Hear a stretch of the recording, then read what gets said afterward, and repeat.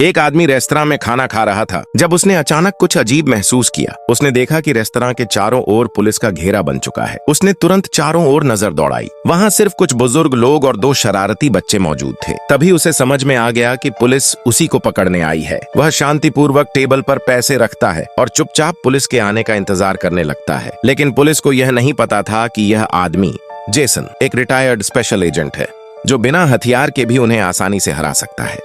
लेकिन इस बार जेसन ने चुप रहना चुना क्योंकि वह सिर्फ छुट्टियां मनाने आया था और किसी भी तरह की मुसीबत नहीं चाहता था। जब उसे पुलिस स्टेशन ले जाया गया तो फ्रंट डेस्क पर उससे उसकी पहचान पूछी गई, लेकिन जेसन चुप ही रहा। वह बस स्टेशन की बनावट को ध्यान से देखने लगा। उसका यह रवैया थानेदार को बहुत गुस्सा दिला गया। वह हिंसा करने ही वाला था कि तभी एक डिटेक्टिव समय पर वहां पहुंच गया। वह डिटेक्टिव एक अच्छे कपड़े पहने संजीदा और समझदार इंसान लग रहा था। उसने जेसन को अकेले एक कमरे में ले जाकर पूरे मामले की जानकारी दी। डिटेक्टिव ने बताया कि पिछली रात एक हत्या हुई थी। पोस्टमार्टम में पाया गया कि पीड़ित के सिर में 2 9mm की गोलियां मारी गई थीं। हत्यारे ने घटनास्थल से सभी सबूत साफ कर दिए थे और शव को बस एक गत्ते से ढक दिया था।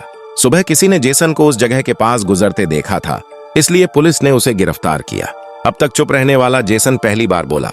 उसने बताया कि वह हाल ही में वहां आया था और डिटेक्टिव की बातों से उसने तुरंत कई अहम बातें समझ ली। उसने बताया कि 3 लोगों ने मिलकर शव को वहां फेंका था। शूटर कोई प्रोफेशनल था जिसने 9mm 95 ग्रेन की सबसोनिक बुलेट का इस्तेमाल किया, साइलेंसर लगाया और खोलियां भी समेट लीं। यह कोई नया अपराधी नहीं था, बल्कि एक प्रशिक्षित हत्यारा था जो शांतिपूर्वक और सटीक तरीके से मारना जानता था। हालांकि जेसन की हर बात तर्क पर आधारित थी, फिर भी डिटेक्टिव ने पूछा कि वह क्राइम सीन के पास क्यों था। जेसन ने समझाया कि वह उस इलाके से अनजान था। स्टेशन से उतरने के बाद वह पैदल चल रहा था। उसके पास सिर्फ एक टूथब्रश, एक मेडल और $300 थे। हालांकि उस पर से शक हट गया, फिर भी थानेदार ने उसे लॉकअप में रखा क्योंकि केस अब भी अधूरा था। तभी एक नया सुराग सामने आया। पीड़ित के जूते के तलवे पर एक फोन नंबर लिखा हुआ था। उस नंबर के जरिए पुलिस एक आदमी तक पहुंची। शुरू में वह आदमी पुलिस के सवालों का जवाब दे रहा था, लेकिन जैसे ही उसने खिड़की से बाहर देखा, उसका बर्ताव पूरी तरह बदल गया। उसने खुद कहा कि उसे गिरफ्तार कर लिया जाए। पुलिस को उसकी बातों में झोल दिखा, लेकिन फिर भी उसे थाने ले आई ताकि उससे और जानकारी ली जा सके।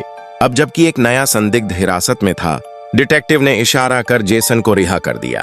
लेकिन जेसन ने जाने से इनकार कर दिया क्योंकि उसकी हथकड़ियां बहुत तंग थीं। डिटेक्टिव ने एक पुलिस वाले से कैंची लाने को कहा, लेकिन जेसन ने इशारे से मना कर दिया। उसने खुद ही हथकड़ियां तोड़ दी जैसे कोई खिलौना हो। जैसे ही जेसन बाहर जाने लगा, डिटेक्टिव ने उसे आवाज देकर रोक लिया।